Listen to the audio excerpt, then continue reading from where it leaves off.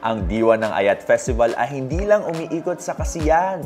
Ito rin ay tungkol sa pagmamahal at pagpapahalaga sa mga biyayang ipinagkaloob sa atin. Isa na rito ang pagmamahal ng mga Natividanians sa kalikasan. Sa ikalawang pagkakataon, nagtipon-tipon ang mga Natividanians upang ipakita ang pagmamahal sa pamamagitan ng Centennial Tree Hugging. Sa aktibidad na ito, sama-sama ang mga residente at bisita upang ipahayag ang kanilang pasasalamat at malasakit sa kalikasan sa pamamagitan ng simpleng pagyakap sa punong ito. Ang mga yakap na ito ay simbolo ng pagmamahal at pangako na pangangalagaan ang ating kapaligiran para sa susunod na henerasyon.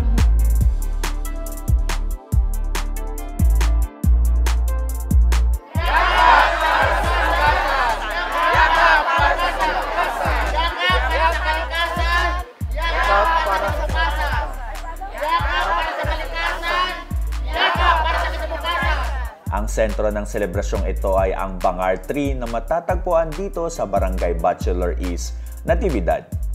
Ito ay inisyatibo ng Department of Environment and Natural Resources o DNR na naitataon tuwing kapiyastahan ng bayan. Napakahalaga po ng tree hugging activity po natin. No? Ito po ay nagpapaalala sa ating mga kababayan, sa ating komunidad, lalo na dito sa bayan ng Natividad, na gaano kahalaga, no, ang mga puno natin. Kagaya nitong ating kanina na hinagpo natin. No?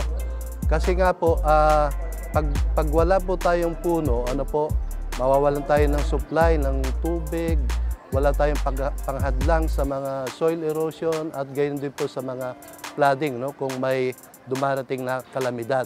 Kaya napakahalaga po ng mga puno natin. Kaya nga marami po tayong mga advocates na talagang pinoprotektahan po nila. So nakikita naman po natin dito unang-una sa barangay yung kanilang pagmamalasakit na maprotektahan at mapreserbahan itong magandang likas na yaman po natin dito sa Natividad. At kami po sa DNR ay walang sawang mag-provide ng technical assistance kung paano talaga yung maayos na pangangalaga sa ating mga forestries at saka yung other po natin ng ecosystem po natin dito sa Pangasinan.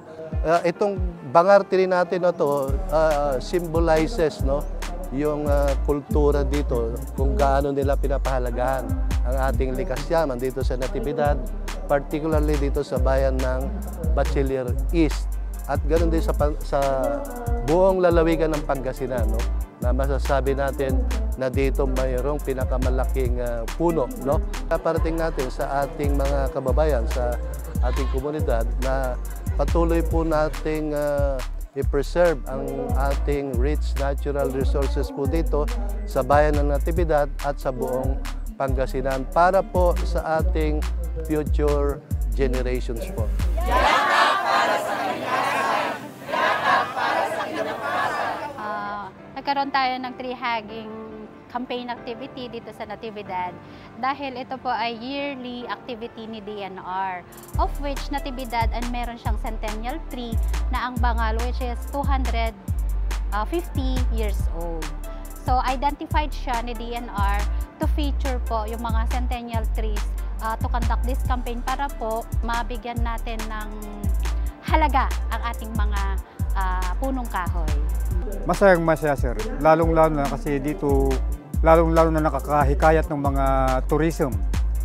Pag yung pumupunta diyan sa tourist spot namin, dito sila na pumupunta, picture-picture, na pupunta, lalo na hinahag din yung mga tree na yan. Ginagawa naming giant Christmas tree.